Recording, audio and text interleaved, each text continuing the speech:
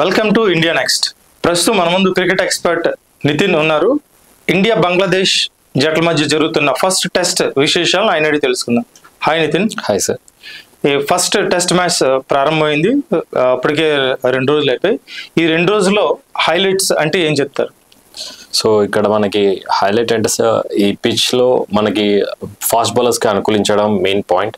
So అక్కడ ఈ fast bowlers కి చాలా మంచి యూటిలైజ్ అయింది పిచ్ అని చెప్పుకోవచ్చు. ఇక్కడ ఈ పిచ్ అనేది మనకి ఎట్లా ఉందంటే రఫ్ గా ఉంది. సో ఈ రఫ్ పిచెస్ పైన ఎక్కువ బౌన్స్ రావడము, బాల్ మూవ్ అవ్వడం జరుగుతుంది. సో దానివల్ల two innings teams bat bowlers కి చాలా యూటిలైజ్ అయిపోయింది. సో ఇక్కడ బౌలర్ డామినేషన్ జరిగింది.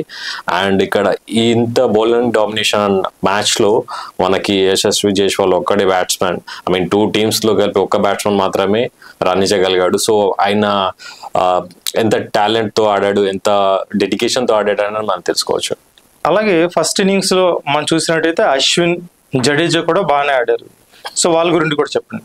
సో మనకి ఇక్కడ అశ్విన్, జడేజా మంచి ఆల్రౌండర్స్, ఎక్స్పీరియన్స్డ్ ఆల్రౌండర్, మనకి టీంలో మోస్ట్ ఎక్స్పీరియన్స్ ప్లేయర్స్. అండ్ మనకు అశ్విన్ గురించి తెలుసు, ఆల్రెడీ చెన్నైలో ఆయన చాలా మ్యాచెస్ ఆడాడు. డొమెస్టిక్ క్రికెట్ అంతా అక్కడ జరిగింది కాబట్టి ఆయనకి ఎటువంటి ప్రాబ్లం ఉండదు. అందుకే సింపుల్ గా సెంచరీ చేయగలిగాడు. అండ్ ఆయనకి ప్రీవియస్ ఈ సిరీస్ కి ముందు కూడా అక్కడ TNPL జరిగింది. సో అందులో కూడా చాలా బాగా Tamil Nadu premier league. Okay.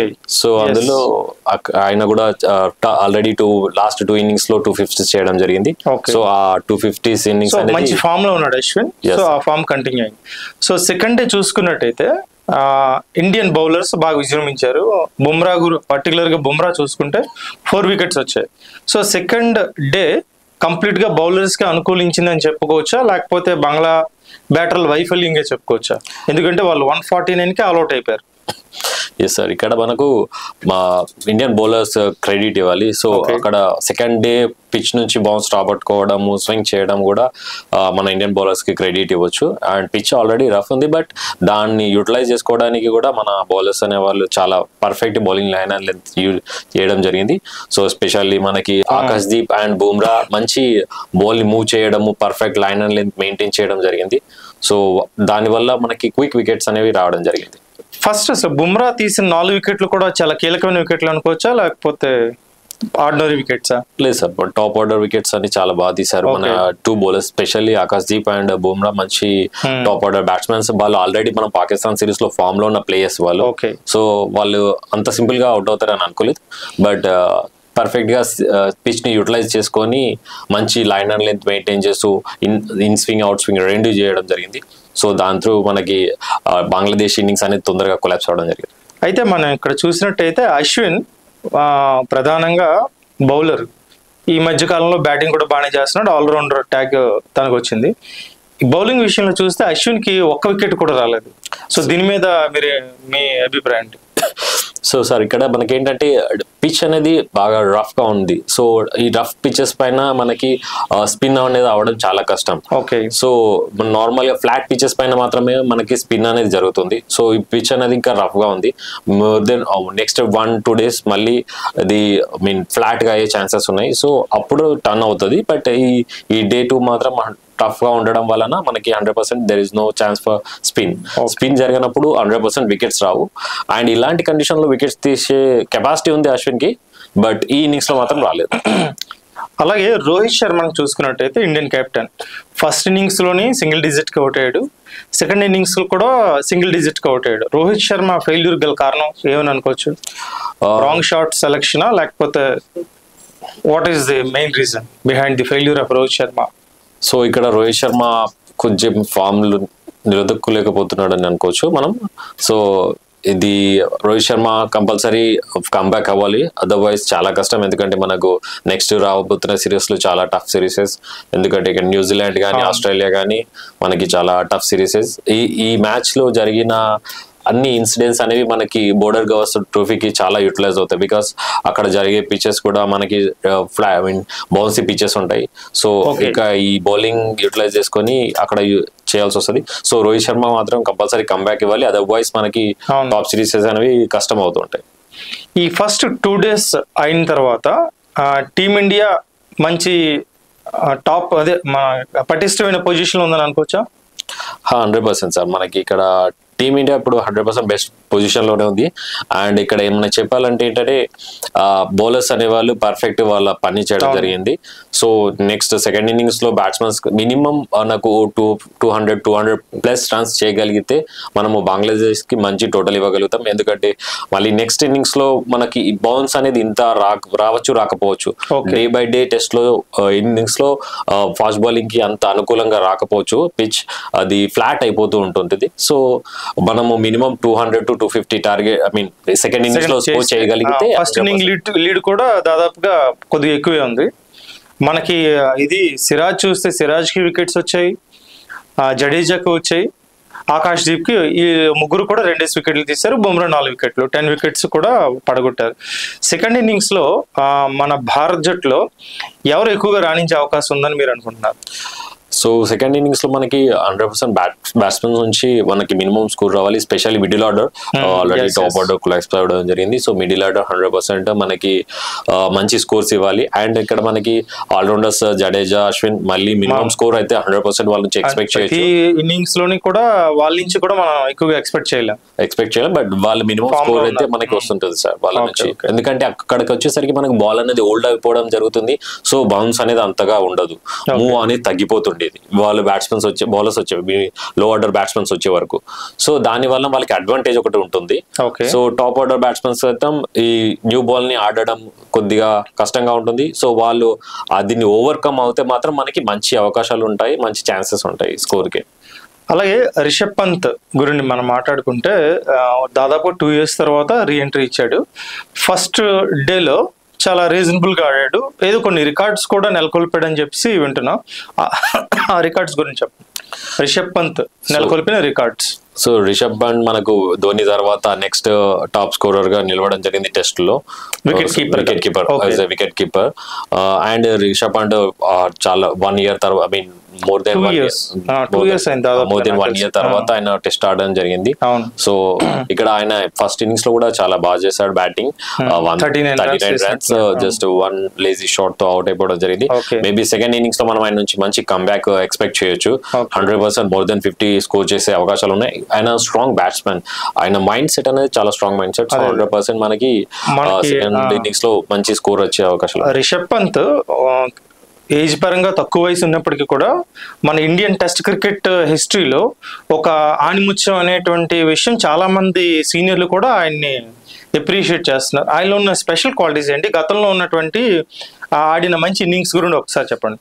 So మనకి ధోని కాకుండా ఎవరు ఓవర్సీస్ లో సెంచరీస్ చేసిన బ్యాట్స్మెన్స్ లో నాకు రిషబ్ పంత్ మాత్రమే ఉన్నాడు. ఇప్పటి వరకు ఎవరికి ఓవర్సీస్ లో సెంచరీ చేసిన బ్యాట్స్మెన్స్ లో ధోని తర్వాత ఇంకా ఎవరు వికెట్ కీపర్స్ ఎవరు లేరు. సో తర్వాత ఈయనే చేయడం జరిగింది. అండ్ ఆయన బ్యాటింగ్ మనం ఎస్పెషల్లీ బోర్డర్ గవాస్కర్ ట్రోఫీలో చూసాము. మనం ఆయన చాలా వీరోచిత ఇన్నింగ్స్ అని చెప్పొచ్చు మనం అక్కడ. ఆయన చేసిన 50 బట్ మ్యాచ్ టర్న్ చేసేసింది, స్పెషల్లీ గాబాలో మన border Gavaskar trophy last previous border Gavaskar ట్రోఫీలో. సో ఆయన బ్యాటింగ్ స్టైల్ అంటే మనకి అటాకింగ్ మూడ్ లో ఉంటది ఎప్పుడు.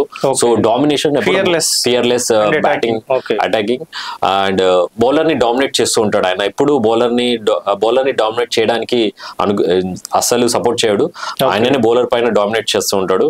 సో దాని వల్ల ఆయనకి స్కోర్స్ అనేవి చాలా బాగా వస్తుంటాయి. ఫియర్లెస్ బ్యాటింగ్ అనేది మనకు మిడిల్ ఆర్డర్ లో రావడం అనేది ధోని తర్వాత ఆయనే జరిగింది. సో అది మనకు మంచి సైన్, ఎందుకంటే వికెట్ కీపర్ బ్యాట్స్మెన్ ధోని తర్వాత ఎవరు మనకి నిలకడగా లేరు. సో నెక్స్ట్ బ్యాట్స్మెన్ ఈయనే ఉన్నారు. సో ఈ బ్యాటింగ్ తో పాటు కీపింగ్ ఇవన్నీ చేస్తున్నాడు రిషబ్ పంత్. వీటితో పాటుగా ఇంకా ప్రేక్షకులను ఎంటర్టైన్ చేయడానికి ఫీల్డ్ లో కూడా కొన్ని రకరకాల చేష్టలు గట్రా చేస్తుంటాడు. వాటి గురించి కూడా ఒకసారి చెప్పండి. ఎస్, ఆయన మనకు రిషబ్ పంత్ అంటే చాలా చిల్ క్యారెక్టర్ ఉంటది ఆయనది. సో ఆయన ఎస్పెషల్లీ ఎంపైర్స్ తో కానీ అపోనెంట్ టీమ్ తో కానీ చాలా ఫ్రెండ్లీ మూవ్ అవుతూ ఉంటాడు. మనము ప్రీవియస్ సిరీస్ లో ఆస్ట్రేలియా సిరీస్ లో చూసాం, చాలా సిరీస్ లో ఆస్ట్రేలియాతో వాళ్ళ ప్లేయర్స్ తో స్లెడ్జింగ్ అనేది కామన్. బట్ ఆ స్లెడ్జింగ్ ని కూడా చాలా ఇంట్రెస్టింగ్ గా మంచి జోయల్ గా ఉంటుంది ఆయన స్లెడ్జింగ్ కూడా. క్రికెట్ లో స్లెడ్జింగ్ అనేది పార్ట్ ఆఫ్ క్రికెట్ 100%. ఆ స్లెడ్జింగ్ ని కూడా చాలా జోయల్ గా చేస్తూ ఉంటాడు. సో అది నైస్ అనిపిస్తుంటది. ఆయన యాటిట్యూడ్ అంటే చాలా చిల్ క్యారెక్టర్, సో ఎప్పుడు టెన్షన్ తీసుకోడు. దాని వల్ల కూడా ఆయన సక్సెస్ అనేది బాగుంది అని చెప్పుకోవచ్చు. ఓకే, సో ఇప్పటికి 2 days ఈ ఫస్ట్ టెస్ట్ మ్యాచ్లో 2 days అయ్యాయి. మనకి చాలా గతంలో చూసుకున్నట్టయితే కొన్ని టెస్ట్ మ్యాచ్లు 4 daysకి 5 days పూర్తిగా అవ్వకుండానే ముగిసిపోయాయి. 3 daysకి ముగిసిపోయిన టెస్టులు ఉన్నా, 4 daysకి ముగిసిపోయిన టెస్టులు ఉన్నా. ఇప్పుడు జరుగుతున్న టెస్ట్ 5 రోజుల పాటు జరిగే అవకాశం ఉందా? సో మనకి ఇక్కడ సార్ ఈ టెస్ట్ మన టాప్ ఆర్డర్ పైన డిపెండ్ అయ్యి ఉంది. I mean especially Indian batting order పైన. సో ఇండియన్ బ్యాటింగ్ ఆర్డర్ కి ఇది ఒక మంచి అవకాశము వాళ్ళ బ్యాటింగ్ ని ప్రూవ్ చేసుకోవడానికి. Especially batsmens like Rahul, Rishabh Pant లాంటి వాళ్ళు టీంలో ప్లేస్ కోసము చేంజ్ అవ్వడం జరిగింది. ఇలాంటి ప్లేయర్స్ కి వాళ్ళ ప్లేస్ ని ప్రూవ్ చేసుకోగలిగితే ఇంకా వాళ్ళకి నెక్స్ట్ సిరీస్ లో అనేది ఇంకా స్ట్రాంగ్ ఉంటుంది. సో ఇక్కడ వాళ్ళు 100% Day 3 అనేది వాళ్ళు కంప్లీట్ గా ఆడగలిగితే మనకి మినిమం Day 4 వరకు అయితే 100% వస్తుంది మ్యాచ్.